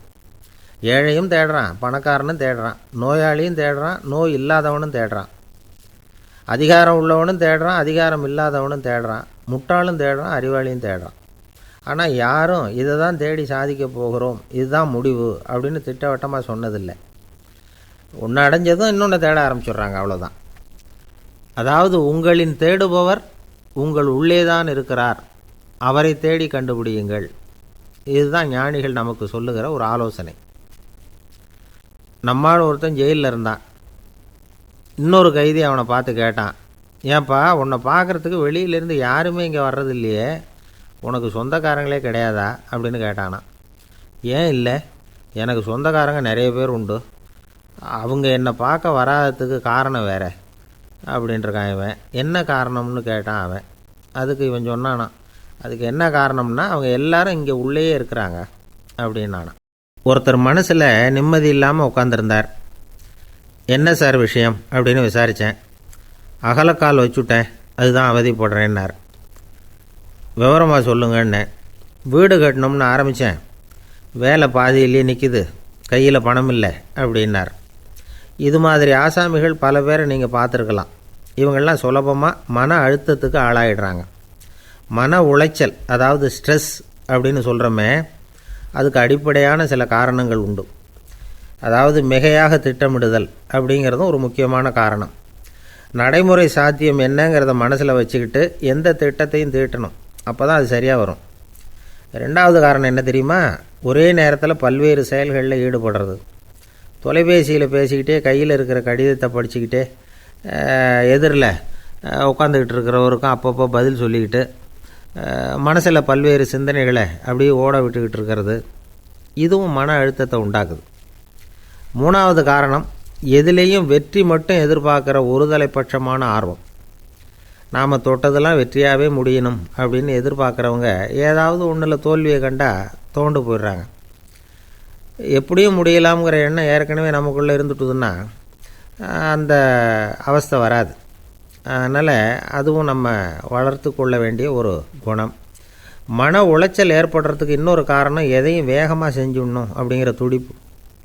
அந்த துடிப்பே மனசை அழுத்த ஆரம்பிச்சிடும். எந்த ஒரு காரியத்திலையும் தாமதமோ இடையூறோ ஏற்பட்டால் அதை பொறுத்துக்கிற மனப்போக்கம் வேணும். அது இல்லாதவங்க அழுத்தத்துக்கு ஆளாயிடுறாங்க. சில பேர் வேலைன்னு எந்த நேரம் பார்த்தாலும் வேலையே கதின்னு கிடப்பாங்க. பொழுதுபோக்குக்கோ உடற்பயிற்சிக்கோ குடும்பத்தில் உள்ளவங்க அல்லது நண்பர்கள் கூட கலந்துரையாடவோ கொஞ்சம் கூட நேரம் ஒதுக்க மாட்டாங்க. இந்த சுபாவம் மன அழுத்தத்தை உண்டு பண்ணும். இதையெல்லாம் புரிஞ்சுக்கிட்டு அதிலிருந்து விடுபடுறது எப்படின்னு யோசிக்கணும். வல்லுநர்கள் இது தொடர்பாக சில யோசனைகளை சொல்லி வச்சுருக்கிறாங்க. அது என்னென்னா, வாழ்க்கைங்கிறது பிரச்சனைகளால் பின்னப்பட்ட ஒன்று, அது எப்போவுமே முடிவடையாத ஒரு தொடர்கதை அப்படிங்கிறத முதல்ல நாம் புரிஞ்சுக்கணும்.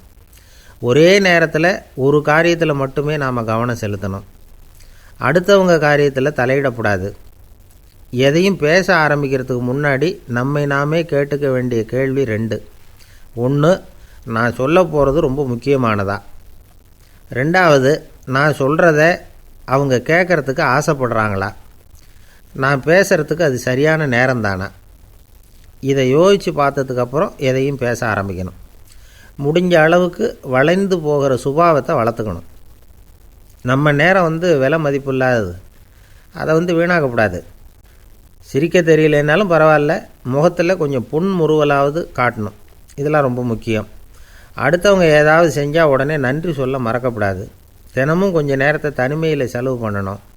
மன உளைச்சலிருந்து விடுபடுறதுக்கு 3 முக்கிய வழிகள் சொல்கிறாங்க. அதை சுருக்கமாக ரெட் அப்படின்னு சொல்கிறாங்க, RED ஆங்கில எழுத்தில். அந்த முதல் எழுத்து R, அது என்னென்னா ரிலாக்ஸேஷன், அதாவது இடை ஓய்வு.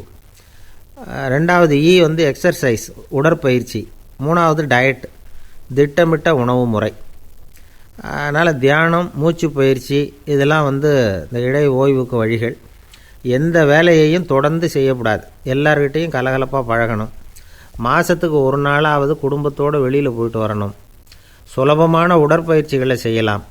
உடற்பயிற்சிங்கிறது நமக்காக நாம் செய்கிற ஒரு நீண்டகால முதலீடு அப்படின்னு சொல்லுவாங்க. அதாவது லாங் டேர்ம் இன்வெஸ்ட்மெண்ட்டாக. அளவோடு சாப்பிட்ணும், மெதுவாக சாப்பிட்ணும். இதெல்லாம் கொஞ்சம் மனசில் வச்சுக்கிட்டு நடந்துக்கிட்டால் மகிழ்ச்சியாக வாழலாம். சில பேர் சாப்பாட்டு விஷயத்தில் ரொம்ப அக்கறை எடுத்துக்கிறது உண்டு. ஒரு குண்டு ஆசாமி சாப்பிட உக்காந்தார். முதல்ல ஒரு மாத்திரை சாப்பிட்டார். எதுக்குன்னு கேட்டோம். பசி எடுக்கிறதுக்குன்னார். சாப்பிட்டு முடித்தார். பிறகு மறுபடியும் ஒரு மாத்திரை சாப்பிட்டார். இது எதுக்குன்னு கேட்டோம். சாப்பிட்டது ஜீரணமாகறதுக்கு அப்படின்னார். சில பேரை இப்படி சொல்கிறது உண்டு. அடுத்தவங்களை அனுசரித்து நடந்துக்க தெரியல, அவன் என்ன சார் மனுஷன் அப்படிம்பாங்க. சக மனிதர்களோடு எப்படி பழகிறது அப்படின்னு தெரியாததுனாலேயே பல பேர் இன்றைக்கி சங்கடப்பட்டுக்கிட்டு இருக்கிறாங்க. வசதி வாய்ப்பெல்லாம் சரியாக இருக்கும், ஆனால் வாழ்க்கை சரியாக இருக்காது. இன்னொருத்தர்கிட்ட எப்படி பேசுறது பழகிறதுங்கிறது தெரியாததுனால தான் இந்த அவஸ்தை. சரி, இந்த அவஸ்தை இல்லாமல் வாழறது எப்படி? இதுக்கு அனுபவசாலிகள் சில வழிமுறைகளை சொல்கிறாங்க. அதெல்லாம் என்னென்னங்கிறத இப்போ தெரிஞ்சுக்குவோம். முதல்ல நம்ம நாக்கு நம்ம கண்ட்ரோலில் இருக்கணும். வார்த்தைகளை கொட்டிவிட்டு அதுக்கப்புறம் அள்ள முடியாமல் கடந்து கஷ்டப்படக்கூடாது. எப்படி பேசுகிறோங்கிறதும் முக்கியம். பேசுகிறப்ப எப்படி முகத்தை வச்சுருக்கிறோங்கிறதும் முக்கியம். அன்பாக பேசினாலும் நல்லாயிருக்கும். அப்படி பேசுகிறப்ப ஆதரவாக அவர் தோள் மேலே ஒரு கையை போட்டுக்கிட்டு பேசினா இன்னமும் நல்லாயிருக்கும். ரெண்டாவது விஷயம், இன்னொருத்தர்கிட்ட பேசுகிறப்போ வாக்குறுதிகளை அள்ளி வீசக்கூடாது. கொடுக்குற வாக்குறுதி குறைச்சலாக இருக்கணும். அப்படி கொடுத்த வாக்குறுதியை கண்டிப்பாக நிறைவேற்றணும். நாம் ஒருத்தரை பாராட்டுறோம் அல்லது அவரை பற்றி அபிப்பிராயம் சொல்கிறோம்னா அது ஆக்கப்பூர்வமாக இருக்கணும். நம்ம பாராட்டு அல்லது விமர்சனம் அடுத்தவருடைய முன்னேற்றத்துக்கு உதவுறது மாதிரி இருக்கணும். நாம் சொல்கிறத கேட்டுட்டு அவன் தலையில் கையை வச்சுட்டு உட்காந்துடக்கூடாது. எப்பவும் உற்சாகமாக இருக்கணும், முகம் அலர்ச்சியாக இருக்கணும். மனுஷன் இருந்தால் வருத்தம், கவலை, ஏமாற்றம் எல்லாம் இருக்க தான் செய்யும். அதெல்லாம் மனசில் இருக்கட்டும். அந்த வருத்தமும் கவலையும் ஏமாற்றமும் சேர்ந்துக்கிட்டு நம்ம முகத்தில் இருக்கிற மலர்ச்சியை மூடி மறைக்கிறதுக்கு நாம் இடம் கொடுத்துடக்கூடாது. எந்த விஷயத்தை பற்றி யாருக்கிட்ட பேசினாலும் வெளிப்படையாக பேசணும். திறந்த மனசோடு பேசணும். மூடி மறைச்சி முன்னு மூழ்கிக்கிட்டு இருக்கக்கூடாது. இன்னொருத்தர்கிட்ட பேசுகிறப்போ விவாதம் பண்ணுங்க, அது தப்பு இல்லை. ஆனால் வாதாடிக்கிட்டு இருக்கக்கூடாது. அதாவது என்ன சொல்கிறாங்கன்னா, டிஸ்கஸ் பண்ணலாம், ஆர்கியூ பண்ணக்கூடாதான். நம்மக்கிட்ட இருக்கிற நல்ல குணங்களை நாம் எடுத்து சொல்லிகிட்டு இருக்கக்கூடாது. அந்த நல்ல குணங்களே நம்மளை பற்றி எடுத்து சொல்லணும். அது மாதிரி நடந்துக்கணும். அதே மாதிரி அடுத்தவங்க கிட்ட உள்ள கெட்ட குணங்களை பற்றி அவசியம் இல்லாமல் நாம் பேச வேண்டியதில்லை. உங்களை பற்றி யாராவது தப்பாக பேசுகிறாங்களா, அப்படி அவங்க பேசுகிறதுல உண்மை இல்லையா அப்படின்னா அதை நீங்கள் பொருட்படுத்த வேண்டியதில்லை, விட்டுடலாம். அது தானாக போயிடும். ஒரு 4-5 பேரோட பேசிக்கிட்டு இருந்தீங்கன்னா எல்லாருக்கும் முக்கியத்துவம் கொடுங்க. யாரையும் அலட்சியப்படுத்தாதீங்க. தமாஷா பேசலாம். ஆனால் அவங்க தமாஷ் அடுத்தவங்களை கேலி பண்ணுறதா இருக்கக்கூடாது. நமக்கு கிடைக்க வேண்டியது கிடைக்கலையே அப்படிங்கிற தவிப்பு நம்மக்கிட்ட இருக்கக்கூடாது. அது தேவையில்லை. உங்கள் செயல்பாடுகள் தெளிவாக இருக்கட்டும். பாராட்டு தானாக அவங்கள தேடிக்கிட்டு வரும். இன்னொரு மனுஷனுடைய மனசில் கௌரவமான ஒரு இடத்த பிடிக்கணும்னா நாம் இந்த குணத்தையெல்லாம் நம்மக்கிட்ட வளர்த்துக்கணும். இதெல்லாம் அனுபவசாலிகள் சொல்லியிருக்கிற குறிப்புகள். இந்த குறிப்புகளை சரியாக புரிஞ்சுக்கணும். அது முக்கியம். தப்பாக புரிஞ்சுக்கிட்டா என்ன ஆகும் தெரியுமா? இதை கேளுங்க. ஒருத்தர் வந்தார். சார், அடுத்தவங்க தோள் மேலே கையை போட்டுக்கிட்டு அன்பாக பேசணும்னு சொன்னீங்க. அப்படி தான் பேசினேன். அவர் முதுகை கூட தட்டி கொடுத்தேன். என் வேலை போயிட்டுது சார், வீட்டுக்கு அனுப்பிச்சிட்டாங்க அப்படின்னார். யாருக்கிட்ட அப்படி பேசுனீங்கன்னு கேட்டோம். என் முதலாளிகிட்ட சார் அப்படிங்கிறார் ரொம்ப சோகமாக. அம்மாக்காரங்களுக்கு அடிக்கடி ஏற்படுற கவலை ஒன்று உண்டு. அதாவது குழந்தை சரியாக சாப்பிட மாட்டேங்குதே அப்படிங்கிற கவலை. இவங்கெல்லாம் ஒரு விஷயத்தை நல்லா புரிஞ்சுக்கணும். குழந்தைகள்ங்கிறவங்க பெரியவங்க மாதிரி இல்லை. அவங்க கடிகாரத்தில் மணியை பார்த்துட்டு சாப்பிட்றதுக்கு உட்கார்ற ரகம் கிடையாது. பசிச்சா சாப்பிடுவாங்க, இல்லைன்னா விளையாடுவாங்க அல்லது தூங்குவாங்க. அது புரியாமல் அவங்கள கட்டாயப்படுத்தி அல்லது மிரட்டி சாப்பிட வைக்கிறது ரொம்ப தப்பு. ஒரு 8 மாத குழந்தைக்கு 3 மணி நேரத்துக்கு ஒரு தடவை பசிக்கும். அந்த நேரம் பார்த்து சாப்பாடு கொடுத்தா அடம் பண்ணாமல் அது பாட்டுக்கு சாப்பிட்ரும். அதே குழந்தைக்கு 1 வயசு ஆகிறப்போ 4 மணி நேரத்துக்கு ஒரு தடவை பசிக்கும். இந்த வயசில் இயற்கையாகவே பசி குறைஞ்சிருக்கும். அது புரியாமல் என் குழந்தை முன்னாடி மாதிரி இப்போ சரியாக சாப்பிட மாட்டேங்கிறான், அப்படின்னு சில பேர் டாக்டர்கிட்ட போய் சொல்லிக்கிட்டு இருப்பாங்க. இன்னொரு விஷயம், ஒரு குழந்தைக்கு வயசு அதிகமாகிற வேகத்துக்கு உடம்பு எடையும் அதிகமாகிக்கிட்டே போகாது. உடம்பு எடை அதிகமாகிற வேகம் குறைஞ்சிக்கிட்டே வரும். 6 மாத குழந்தைக்கு ஒரு வாரத்தில் 150 கிராம் எடை கூடும். ஒரு வயசில் வாரத்துக்கு 71 கிராம் எடை கூடும். இது புரியாமல் அதிகமாக சாப்பாட்டை கொடுத்து குழந்தைய கஷ்டப்படுத்தக்கூடாது. ஏன்னா அளவுக்கு மீறின உணவு அஜீரணத்தை உண்டு பண்ணிவிடும். குழந்தைக்கு ஒரு தட்டில் கொஞ்சமாக ஆகாரத்தை வச்சு கொண்டுகிட்டு போய் கொடுக்கணும். மலை மாதிரி குவிச்சு வச்சா அதை பார்த்ததுமே பசி அடங்கி போயிடும். அடித்து மிரட்டி பயமுறுத்தி குழந்தைய சாப்பிட வைக்கிற பழக்கம் இருக்குது பாருங்கள், அதுக்கு ஃபுட் ஃபோர்ஸிங் அப்படின்னு பேர். இப்படி பண்ணுனா குழந்தைக்கு சாப்பாட்டில் விருப்பம் குறைஞ்சிரும். அதை கண்டாவே வெறுக்க ஆரம்பிச்சிடும். அது மாதிரி உளம் சார்ந்த பசி குறைவு, சைக்கோஜெனிக் அனோரெக்சியா, அது ஏற்படுமா. சாப்பாடுங்கிறதே ஒரு தண்டனை மாதிரி தோணும். குழந்தைகளுக்கு பிடிச்ச மாதிரியான ஆகாரத்தை கொடுக்கணும். சத்து அதிகம் இருக்குங்கிறதுக்காக அதுக்கு பிடிக்காத ஆகாரத்தை கொடுத்து கட்டாயப்படுத்தக்கூடாது. குழந்தைகளுக்கு 2 வயசு ஆகிறப்போ இயற்கையாகவே எதிர்மறை குணம் உண்டாகும். அதாவது அந்த எதிர்மறையாக பேசுகிறது. இது மாதிரி சமயங்களில் நாம் என்ன சொல்கிறோமோ அதுக்கு நேர்மாறாக நடந்துக்கும். ஏட்டிக்கு போட்டி. சாப்பிட சொன்னால் விளையாட போவோம், விளையாட சொன்னால் சாப்பாடு கேட்கும். இதை புரிஞ்சுக்கிட்டு நடந்துக்கணும். குழந்தை சொன்ன பேச்சை கேட்கலேன்னு கோவப்படக்கூடாது. குழந்தை வளர வளர பிடிவாத குணம் வர்றது சகஜம். கேட்டதை வாங்கி கொடுத்தா தான் சாப்பிடுவேன் அப்படின்னு பிடிவாதம் பண்ணணும். வாங்கி கொடுத்துடுறது தான் உத்தமம். நீங்களும் அதுக்கிட்ட பிடிவாதம் பண்ணிகிட்டு இருக்கக்கூடாது. ஏன்னா கேட்டது கிடைக்கலையேங்கிற ஏமாற்றம் கூட குழந்தையோட பசியை குறைச்சிரும். கேட்டது கிடைச்சிட்டா பசி அதிகமாகும். கொடுத்ததை மலமலன்னு சாப்பிட்றோம். குழந்தைகளுக்கு கண்ட கண்ட நேரத்தில் சாப்பிட்றதுக்கு எதையாவது வாங்கி கொடுத்துக்கிட்டு இருந்தால் சாப்பாட்டு நேரத்தில் சாப்பிடாமல் அடம் பண்ண ஆரம்பிச்சிடும். பள்ளிக்கூடம் போகிற பிள்ளைங்க காலை உணவை சரியாக சாப்பிட மாட்டாங்க. அச்சம், அவசரம், பரபரப்பு இதெல்லாம் தான் காரணம். பள்ளிக்கு புறப்படுறதுக்கு ஒரு 3/4 மணி நேரத்துக்கு முன்னாடியே சாப்பாடு போட்டுருங்க, அது சரியாக போடும். படிக்கிற குழந்தைகள் உடல் சோர்வு, மனச்சோர்வு இது காரணமாக கூட சாப்பிட மறுக்கிறது உண்டு. இப்போ உதாரணமாக சாயந்தரம் விளையாடி விட்டு வீட்டுக்கு வந்ததும் சாப்பிட சொன்னால் வேணாம்பாங்க. இது உடல் சோர்வு. ரொம்ப நேரம் வீட்டு பாடங்களை செஞ்சு முடித்த கையோடு சாப்பிட சொன்னாலும் அவங்களால சரியாக சாப்பிட முடியாது. இது உளச்சோர்வு, அதாவது மனச்சோர்வு. இதை தவிர குழந்தைகளுக்கு உடல் நலக்குறைவு ஏற்பட்டால் கூட சாப்பிட மறுக்கிறது உண்டு. சில மருந்து மாத்திரைகள் கூட பசியை குறைச்சிரும். அதனால் சரியாக தெரிஞ்சுக்கிட்டு குழந்தைகளை சாப்பிட வைக்கணும். அது புரியாமல் கையில் சாப்பாட்டு தட்டை வச்சுக்கிட்டு குழந்தைகளை விரட்டிக்கிட்டு அலையக்கூடாது. ஒரு சின்ன பையன் சொன்னான், எங்கள் அம்மா சாப்பாடு போடுறது தெரிஞ்சால் நான் உடனே வீட்டை விட்டு வெளியில் ஓடி போடுவேன் அப்படின்னா. ஏன் இப்படி பண்ணுறேன்னு கேட்டோம். எங்கள் அப்பா கூட அது மாதிரி தான் சார் பண்ணுவார் அப்படிங்கிறான்.